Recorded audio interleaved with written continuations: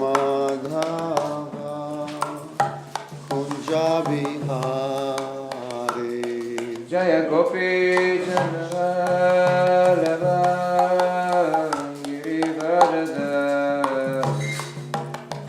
Gopi Janvalava Girivarada Jaya Gopi Janvalava Girivarada Gopi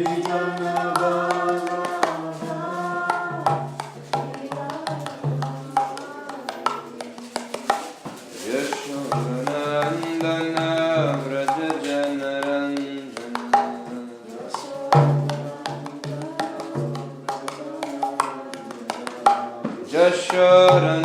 Yashodanandana Vraja Janarandana Jashodanandana Braja Janaranjana Yamunatira Vanachari Jamuna Tira Vanachari Yamunatira Vanachari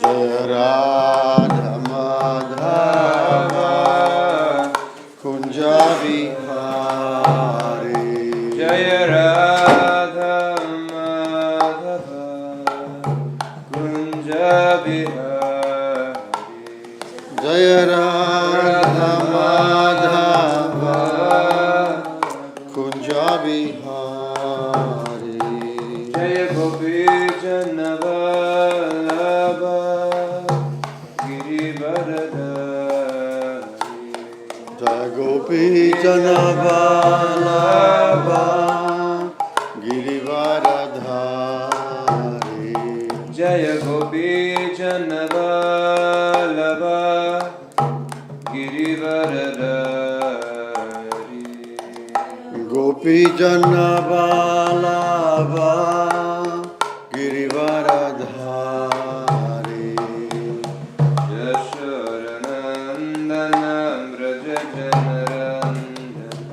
Yashodanandana Vraja Janarandana Jashodanandana Vraja Janaranjana Yashodanandana Vraja Janarandana Jashodanandana Vraja Janaranjana Yamunatira Vanachari Jamuna Tira Vanachari Yamunatira Vanachari Jamuna Tira Vanachari Hare Krishna Krishna Krishna Hare Hare Hare Rama Rama Rama Hare Hare Hare Krishna Krishna Krishna Hare Hare Hare Rama Rama Rama Hare Hare Hare Krishna Krishna Krishna Hare Hare Hare Rama Rama Rama Hare Hare Hare Krishna Krishna Krishna Hare Hare Hare Rama Rama Rama Speak faster. I forget the number. Jai.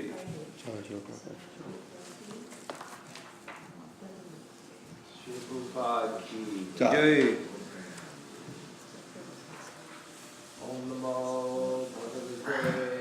bring me around this section and I'll Ashish, just bring around the section.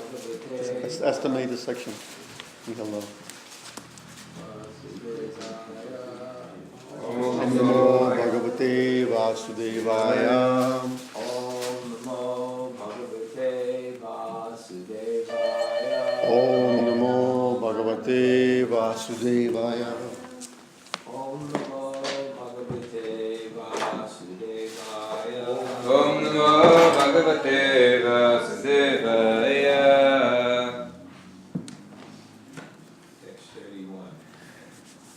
Etarada vasujacharacharam swamayatma sayaya vikarkaya tayeva soyam kila goptamudyata katam numam dharma parojigam sati. Ya, one who, etat, these, and how, in the beginning of creation, Asrija, created,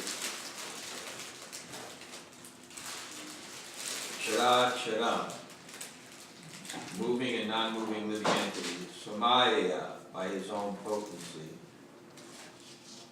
Atma Asraya, Atma Ashraya, sheltered under his own protection, Abhitarkaya, inconceivable, Taya, by that same Maya, Eva, certainly, Sa, he, Aya, this king, Kila, certainly,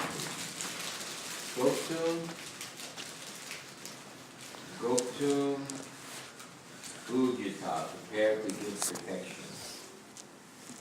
Katam, how, new, then, Ma, me, Dharma para, one of his strictly following religious principles. Jakam sati, desires to kill. In the beginning of creation, you created all these moving and non-moving living entities by your inconceivable potency. Through this very same energy, you are now prepared to protect the living entities. Indeed, you are the supreme protector of religious principles. Why are you so anxious to kill me, even though I am in the form of a cow? Purport. The planet Earth argues that there is no doubt that one who creates can also annihilate by his sweet will. The planet Earth questions why she should be killed when the earth is prepared, when the Lord is prepared to give protection to everyone. After all, it is the earth that is the resting place for all other living entities, and it is the earth that produces grains for them. Text 32. My dear Lord, although you are one by your inconceivable potency, you have expanded yourself in many forms.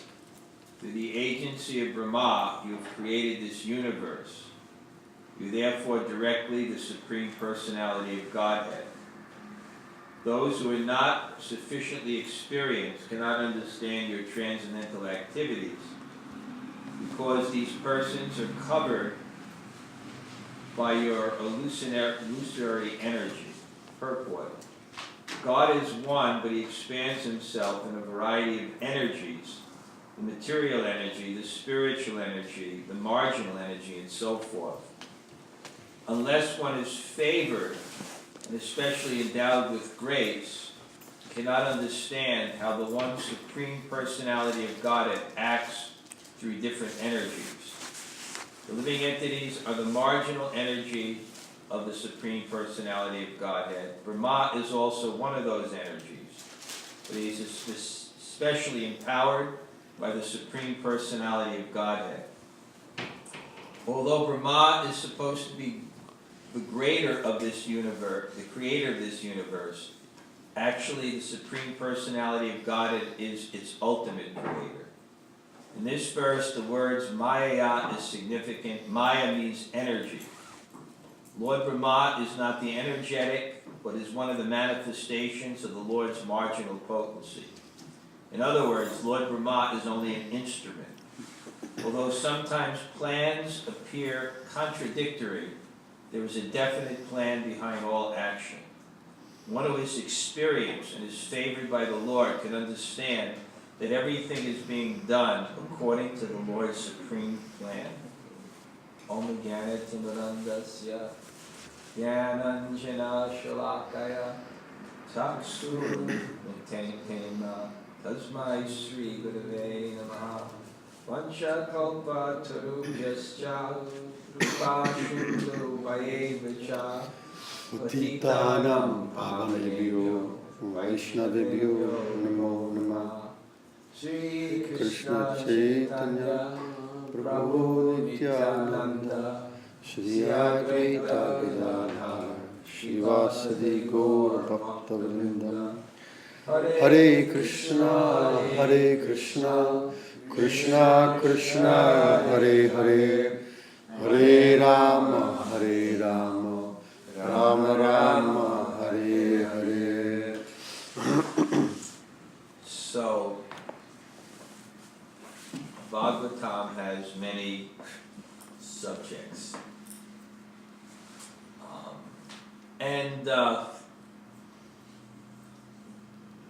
The subjects are covered in kind of a systematic order, but it's not just that one subject refers to one canto, although they're emphasized in particular cantos. So, in these beginning cantos, very much, well, Atras Sargas Visargas Cha, Statir Poshanam Utaya, Manvatara Ishakanta. So we see creation, post-creation, Atrasaga Trasaga, Statir means the right situation, and the right situation is so important. What is the right situation? Statir Vaikuntha Vigyo, you recognize that God is supreme. Actually, I gave a seminar recently in the city called The Power and Culture of Humility, Self-Confidence and a Humble Heart. I tell you, it's very interesting because I was wrestling with this subject, really wrestling, and then I explained it in the class, and I got such good feedback from the people that they're thinking. But the only thing was, sometimes the precise conclusion on a subtle point. But I think this is the conclusion here. What is humility? Statir Vaikuntha Vijaya. Humility means to recognize that God is victorious, that God is supreme. That's humility, the acknowledgement of that. It's actually a spiritual quality. My conclusion is that lack of self-esteem or self-esteem, which creates a healthy psychological condition, this is my conclusion now. You don't necessarily have to be humble or proud for either one of them. You can have a lack of self-esteem and be proud. You can have a lack of self-esteem and be humble. It's a psychological condition that may prevent you from embracing spiritual life and humility if you lack self-esteem. Because then you project, well, okay, I'm already don't have value of myself, and now I got to come to a spiritual path that says the same. But ultimately, humility is a spiritual quality. It's a willingness to acknowledge the supremacy of God, actually. And then someone said, well, can an atheist be humble? See, it goes on and on. Well, can an atheist be humble? Well, yes, because they're not really atheists. That we know atheists that are very, very moral. They have such moral qualities. But morality is not a material quality, basically. It's transcendent. Ultimately, what makes something right is beyond anything material. So they're actually, in one sense, religious.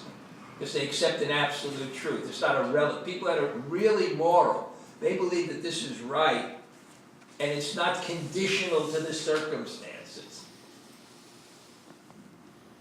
When people argue morality, they don't think it's really conditional to the circumstances. They may have a philosophy like that, but when it comes down to it, they don't act that way, nor they believe that. But this is humility. Humility means that sense. And with that comes a proclivity to accept authority, not by position, but by authority of knowledge, authority of existential conditions. All these qualities come. So here, what's happening is, and I described this before, is that the cow, somehow or other, when you forget that, or when the ego somehow or other puts you in the center and makes you want that, it changes your vision. And when your vision is changed, then you start acting independent of truth to fulfill your desires. You act to do something and justify it, but the basis of the justification is not any objective truth. It's the desires you have that you want to rationalize. And then that leads to exploitation. When exploitation comes, and that's what's happening. So somehow the earth, whose position is to maintain, that's the dharma of the earth. The dharma of the earth is to support the progeny of the earth. And somehow or other, the earth is withholding. And therefore the king is taking action. And often when something like that happens, when people have a false sense, see, when people have a false sense of their position, then the king has to act. Now there's 4 ways in which you convince people. There's Sama, Beda, Dana, and Danda. These are the 4 diplomatic tools. They're revealed actually in the birth of Krishna, Vasudev's arguments to Kamsa, why you should not kill. Because Vasudev was a very expert politician, not in a bad way, but he had incredible diplomatic skills. Vasudeva, he was known for that. So Sama, you try to pacify by giving people knowledge. This is wrong. Then Beta, you cause fear. If you do this, this is why you should do it. If you don't do this, this is what's going to happen to you. Then Dana, you bribe the person. Either their ego or whatever else, you try to get them to do it. And then Danda means the, force. So the king sometimes has to use force to show someone that actually you're not in control. You're not in control. Here, I'll prove it. And it's also, it's psychologically suitable for that person. That's how the person will understand his position, actually. The king is actually not only protecting the citizens, but helping them understand the proper thing. Of course, all these things have to be in the hands of someone who's qualified, because if there's any sense of exploitation, then they'll be used for that person's desire to be in the center. But it's understood here that this king, when someone becomes the king, it's very, very clear. Many places in this purport it's mentioned that they are beyond dualities. They're not in that illusion. So when he's acting, he's not acting on behalf of his own desires, he's acting on behalf of the will of the people, which is the desire of God. So here's what, so what happens is, it's actually helping the cow. The cow is able to hear. You see, the biggest thing that prevents us from hearing is the false ego. When we want to be the enjoyer and controllers, we only want to hear those things that support our desires. And you can't reason with someone who is immersed in that consciousness. Therefore, the king had to bring him out of this consciousness. You're not in control. And once the false ego is diminished, then one wants to hear truth. Therefore, sometimes people ask me, how do you resolve a dilemma?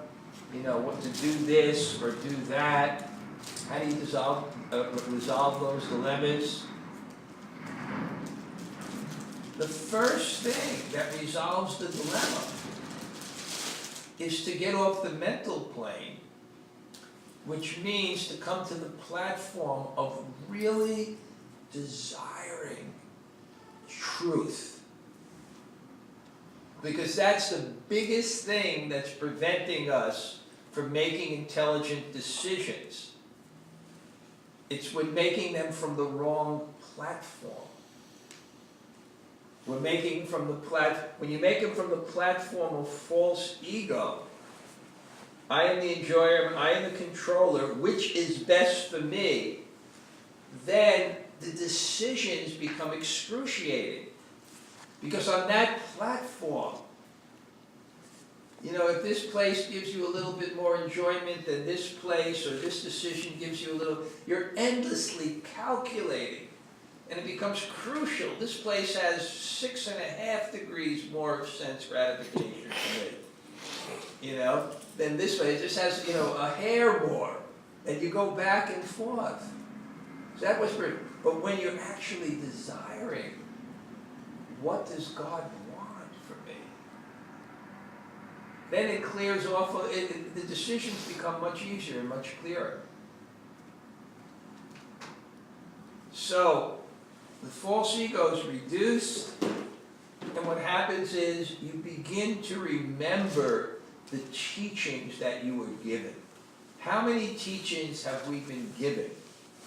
And how often is it that we don't take access to the simple truths that we've been taught?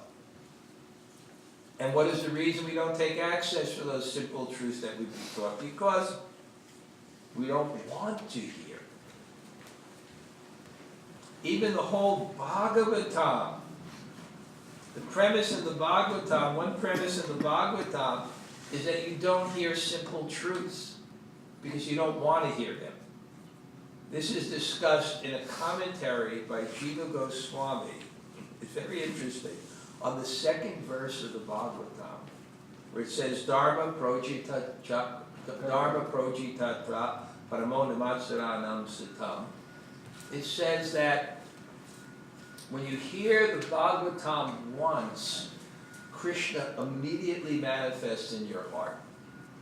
And then Jiva Goswami asked a simple question, why this doesn't happen to us? And his answer is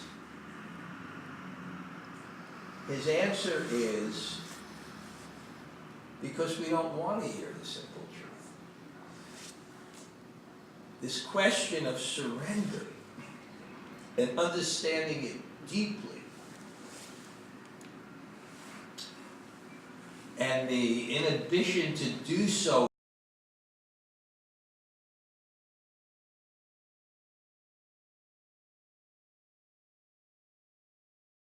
and actually surrender to Guru and Krishna, then it opens up a door to the Bhagavatam, which is completely different than whatever you saw before. You start seeing the Bhagavatam in terms of inspiring your particular relationship with Krishna, more than an intellectual exercise to actually get you to understand something.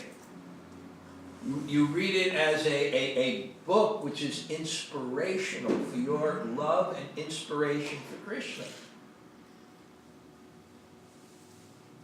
So we see with the cow is now awakened to Sambandha-Gyan, and he starts to explain he actually understands Krishna.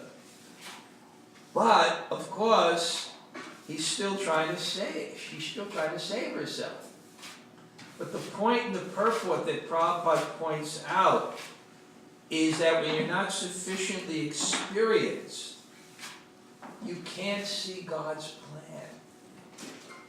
Or you don't understand it's God's plan. It's so hard to see God's plan. If you analyze the things that happen to you, most of the time you say, why me? If Krishna just gave me this, it would be so much easier for me. I was sitting in Vrindavan with malaria about 30 years ago, and I was laying on the floor with headaches, and practically couldn't chant. And I was thinking in my mind, great, Krishna, how is this helping me? I can't chant the holy name in this condition. How is this helping me? Now, I have a much better plan, Krishna. Give me my health. I'll sit up and chant. How many things is God doing to us that seems to be an obstacle for our spiritual life? But what Bhishma Dev explains to Maharaj Yudhisthira, because Maharaj Yudhisthira couldn't understand these points. Maharaj Yudhisthira was completely depressed when he was enthroned.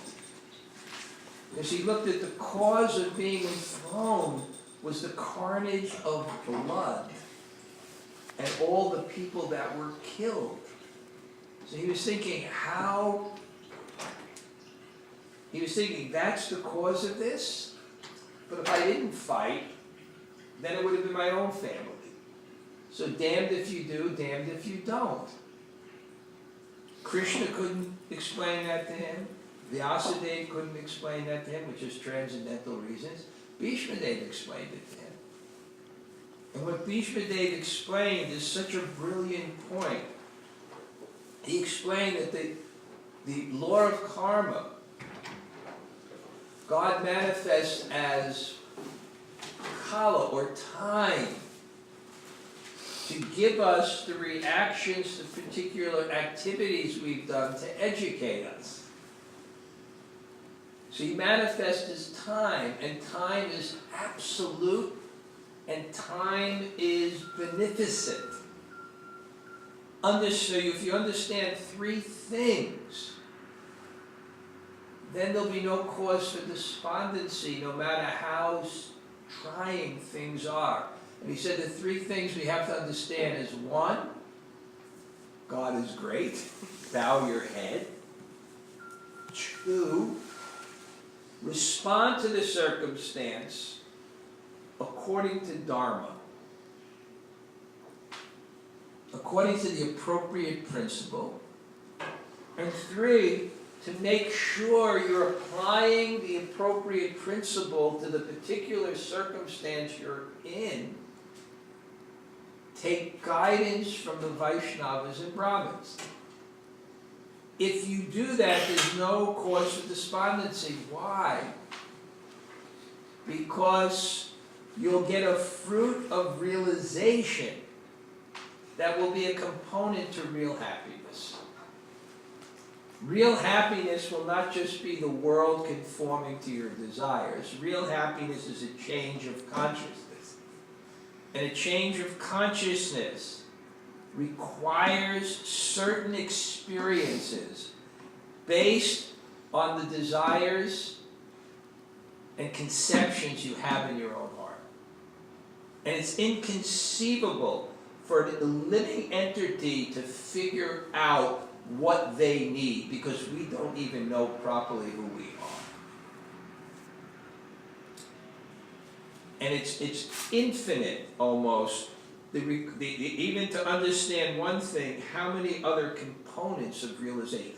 I think we do get education, we do get insight, but most of what we learn, or the foundation of what we learn,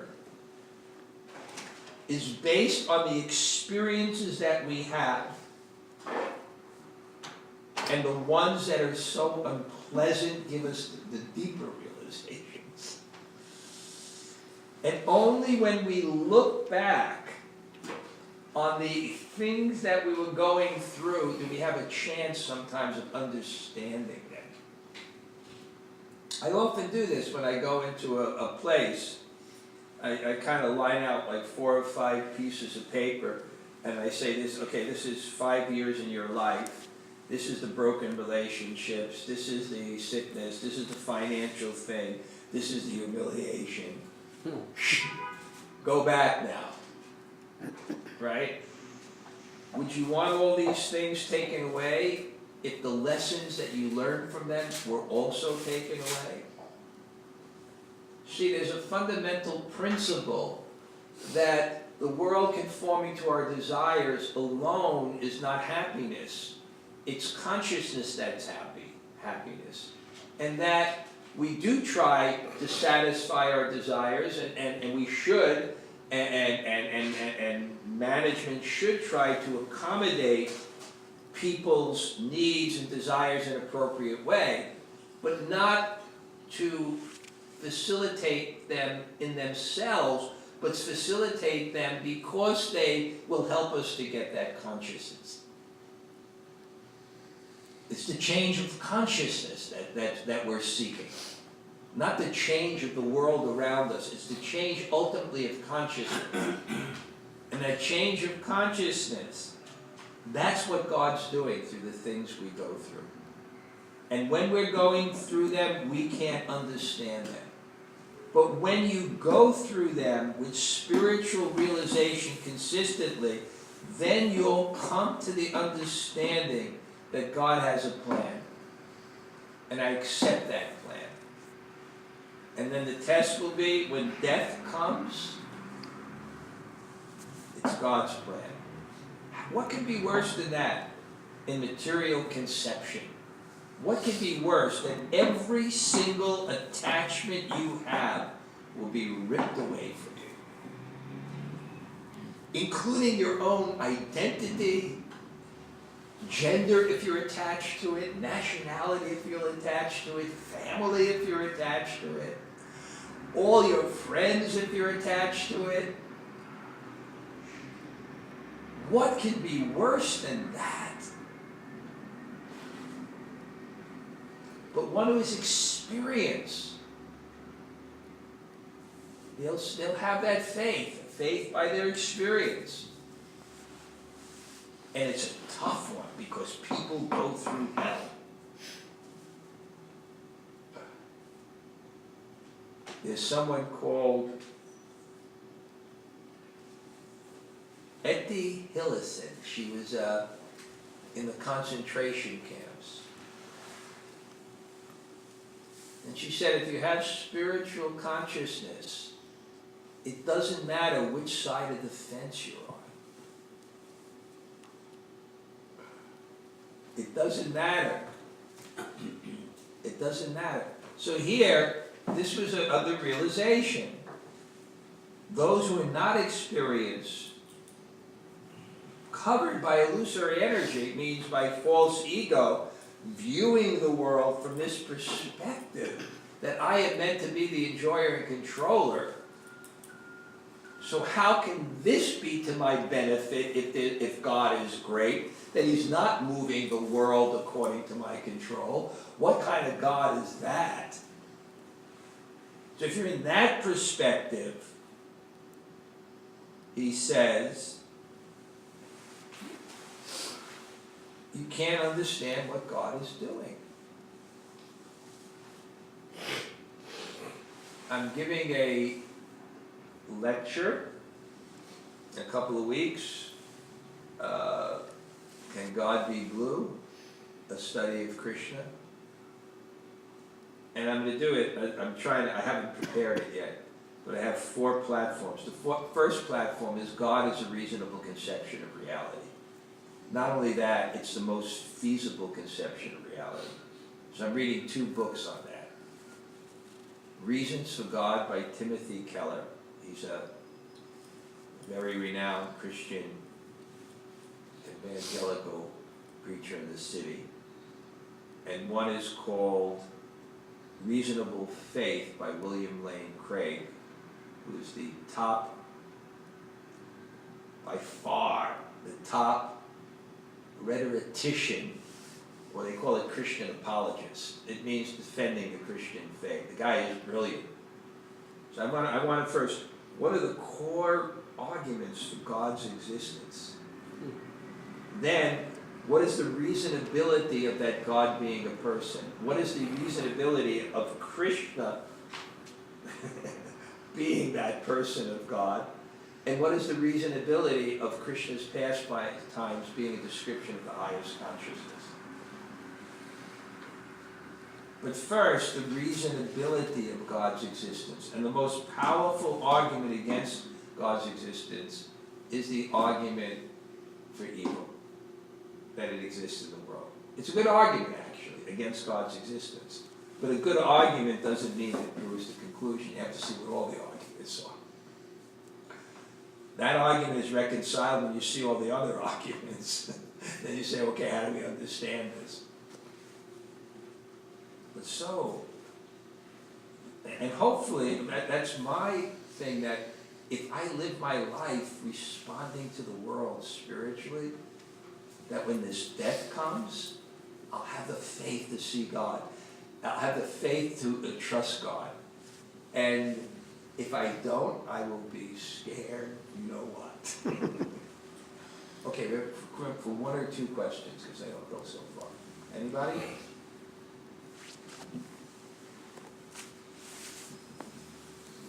Okay, then we end here, and we'll continue here.